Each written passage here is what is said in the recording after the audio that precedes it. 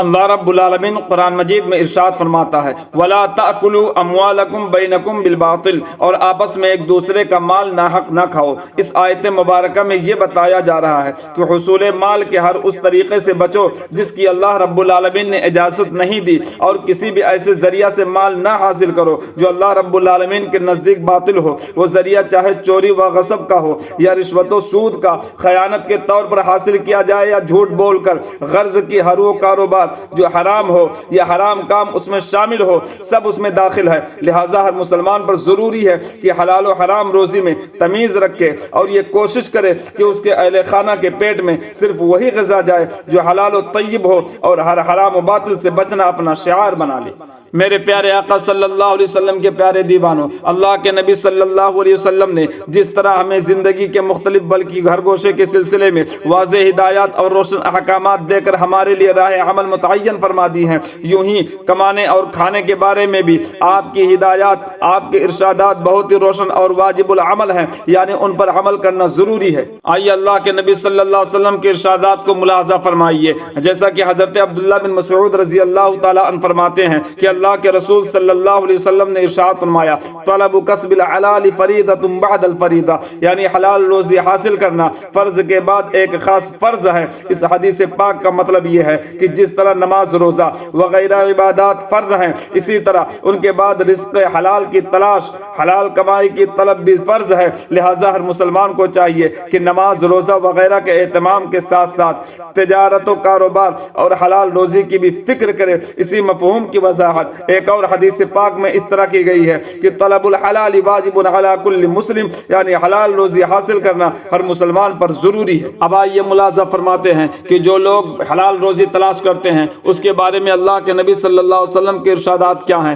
جیسا کہ حضرت ابو ہریرہ رضی اللہ تعالیٰ عنہ سے مروی ہے کہ اللہ کے رسول صلی اللہ علیہ وسلم نے ارشاد فرمایا من طلب الدنیا حلالا تعففا عن المسألہ وسعیا علی عیالہ وتعطفا علی جارہ لقی اللہ ووجہہ کقمر لیلۃ البدر، یعنی جو مال و دولت حلال طریقہ سے اس لیے کمائے کہ بھیک مانگنے سے بچے، اور اس لیے کمائے کہ اپنے اہل و عیال کو خوشحال رکھے اور اپنے پڑوسی پر مہربانی کرے، وہ اللہ رب العالمین سے اس حال میں ملاقات کرے گا کہ اس کا چہرہ 14ویں کے چاند کی طرح چمک رہا ہوگا۔ میرے پیارے آقا صلی اللہ علیہ وسلم کے پیارے دیوانوں، اس میں کوئی شک نہیں ہے کہ دنیا کا مال اور اس کی دولت آخرت کی بھلائیوں اور اللہ رب العالمین اور اس کے پیارے رسول صلی اللہ علیہ وسلم کی رضا و خوشنودی میں رکاوٹ بننے والی چیزیں ہیں، لیکن اگر انسان حصول الدولت میں اپنے اہل و عیال کی اچھی تربیت کے ساتھ ساتھ یہ نیت بھی شامل کر لے کہ وہ جب کبھی کسی پڑوسی کو کوئی حاجت پیش آئے گی تو اس کی ضرورت پوری کرے گا اور مفلس و محتاج کی امداد کرے گا،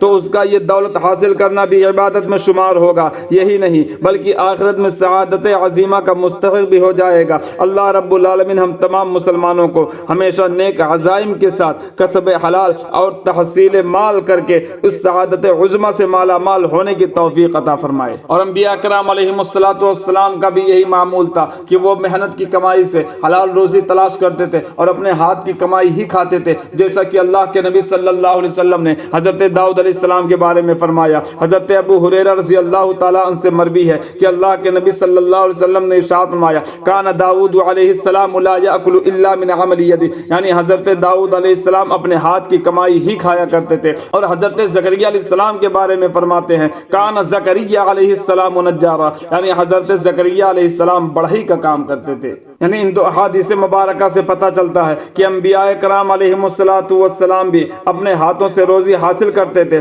خود ہمارے آقا نبی اکرم صلی اللہ علیہ وسلم کا بھی یہی معمول رہا، اور صحابہ کرام رضوان اللہ تعالی علیہم اجمعین تو تجارت کے لیے دوسرے ممالک کا سفر بھی فرماتے، باغوں میں کام کرتے، مختلف چیزوں کی خرید و فروخت کیا کرتے، لیکن آج افسوس ہے کہ انہی انبیاء کرام علیہم الصلاۃ والسلام پر ایمان لانے والے، اسی رسول اکرم صلی اللہ علیہ وسلم کا کلمہ پڑھنے والے، انہی صحابہ کرام رضوان اللہ تعالی علیہم اجمعین کی اقتداء و پیروی کرنے والے کچھ مسلمان کاروبار، تجارت اور کسب معاش سے دور بھاگتے نظر آ رہے ہیں، اور مسجدوں، درگاہوں میں بلا کسی جھجک اور انتہائی بے شرمی کے ساتھ دست سوال دراز کرتے ہوئے ملتے ہیں۔ بلا شک و شبہ یہ لوگ لائق مذمت ہیں، حقوق میں کوتاہی کرنے والے ہیں، بلکہ وہ لوگ جو مانگتے تو نہیں ہیں لیکن بے کمائے مساجد میں بیٹھ جاتے ہیں، وہ لوگ بھی قابل مذمت ہیں۔ حضرت امام احمد بن حنبل سے جب ایک شخص نے یہ پوچھا کہ جو مسجد مسجد में बैठ जाए और ये कहे कि मैं कुछ ना करूंगा, मेरा रिस्क मुझे मिलना चाहिए, आपकी उसके बारे में क्या राय है? तो हजरत इमाम अहमद बिन हम्बल ने कहा था, ये शख्स जहालत में मुब्तला है, क्या उसे नबी अकरम सल्लल्लाहु अलैहि वसल्लम के इस इरशाद ग्रामी का इल्म नहीं?